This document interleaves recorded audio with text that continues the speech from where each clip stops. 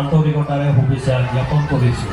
আজি আমাৰ এই তিৱা সাংস্কৃতিক গোষ্ঠীৰ এই অনুষ্ঠানটি 1999 চনতে স্থাপিত হৈছিল আৰু তেতিয়াৰে পৰা আমি এই অনুষ্ঠানটি নিয়াৰিকৈ পৰিচালনা কৰি আহিছোঁ আৰু এই অনুষ্ঠান লগত জড়িত আমাৰ এই গাঁও অঞ্চলৰ জ্যেষ্ঠসকলে আমাক যথেষ্ট সহায় সহযোগিতা আগবঢ়াইছে আৰু আমাৰ এই তিৱা সাংস্কৃতিক গোষ্ঠীৰ সমূহ সদস্যা আৰু বিষয়ববীয়াসকলে এমাহ দিন জোৰা কষ্টৰে ৰ'দে বৰষুণে গাঁৱে গাঁৱে গৈ চান্দা বৰঙণি উঠাইছে।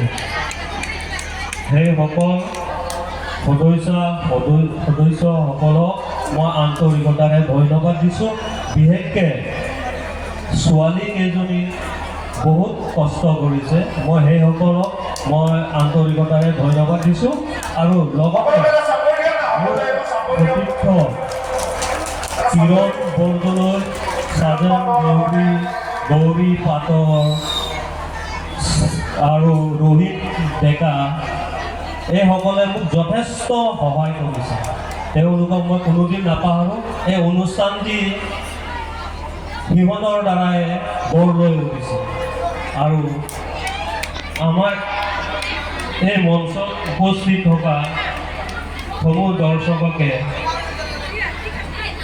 মই আন্তৰিকতাৰে ধন্যবাদ দিছোঁ। যিসকলে চান্দা বৰঙণি দিছে সেইসকলক মই অশেষ শ্ৰদ্ধাৰে নমস্কাৰ কৰিছোঁ। যাতে আমাৰ এই অনুষ্ঠানটি আগন্তুক বৰ্ষটো যাতে আমি ইয়াৰ নিচিনা মানে অনুষ্ঠানটি সুচাৰুৰূপে পৰিচালনা কৰিব পাৰোঁ যাতে।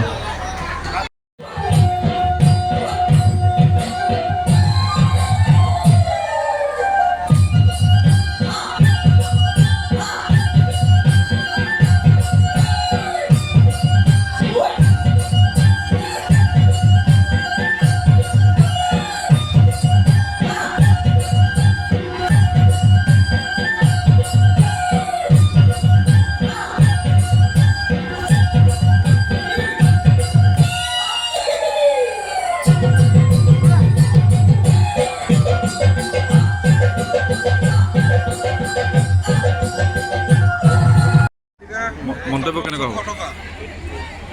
25 বছৰ আজি গৌৰকিছে অনুষ্ঠানটোৱে জন্মবেদনাৰ পৰা আপোনালোক ইয়াত জড়িত হৈ আছে কেনেধৰণৰ?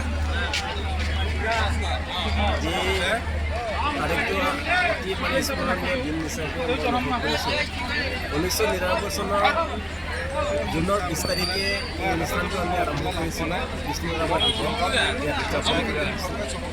আৰু 1999 চনৰ 20 চনৰ পৰা অবিৰতভাৱে ইয়াত সাংস্কৃতিক অনুষ্ঠান আজি 25 বছৰ আজি অতিক্ৰম কৰিছে। অতি ভাল লাগিছে। আগন্তুক ৰাভা দিৱস ইয়াত অনুষ্ঠানটি যদি হয় তেতিয়াহ'লে সম্পূৰ্ণ 25 বছৰ হ'ব বুলি মই আমাৰ বৰ্তমান আছে। মই যিহেতু ইয়াত অনুষ্ঠানৰ প্ৰতিষ্ঠাপক হিচাপে মই আজি উপস্থিত আছোঁ।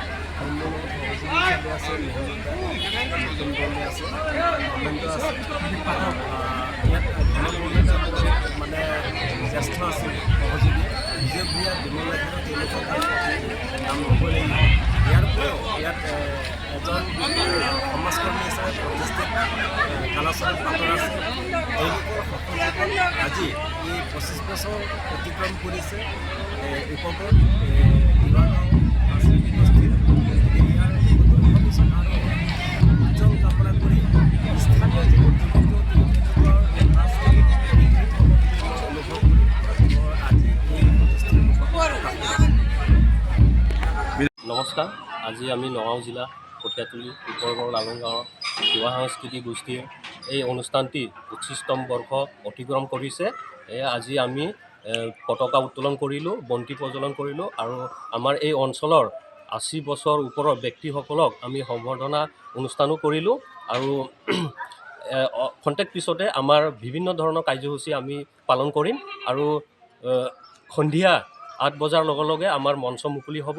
এই মঞ্চত প্ৰথমে আমাৰ তিৱা সাংস্কৃতিক ৰহণীয়া তিৱা সাংস্কৃতিক অনুষ্ঠানৰ দ্বাৰা আমি মঞ্চ মুকলি কৰিম। তাৰপিছত আমাৰ উচ্চতৰ মাধ্যমিক বিদ্যালয় আৰু মেট্ৰিক পৰীক্ষাৰ এই ফলাফল হৈ যোৱা ছাত্ৰ ছাত্ৰীসকলক আমি নিমন্ত্ৰণ কৰি আমি সকলোকে সম্বৰ্ধনা জনাম আৰু তাৰ পিছতে আমাৰ আমন্ত্ৰিত অতিথি আৰু আমাৰ নিমন্ত্ৰণ কৰা ব্যক্তিসকলক আমি সম্বৰ্ধনা জনাম আৰু লগতে আমাৰ 11 বজাৰ লগে লগে আমাৰ অনুষ্ঠানত গীত পৰিৱেশন কৰিব দৰ্শন কিলিং আৰু প্ৰিয়াংকী বৰাৰ দ্বাৰা গীতৰ শৰাই আগবঢ়াব।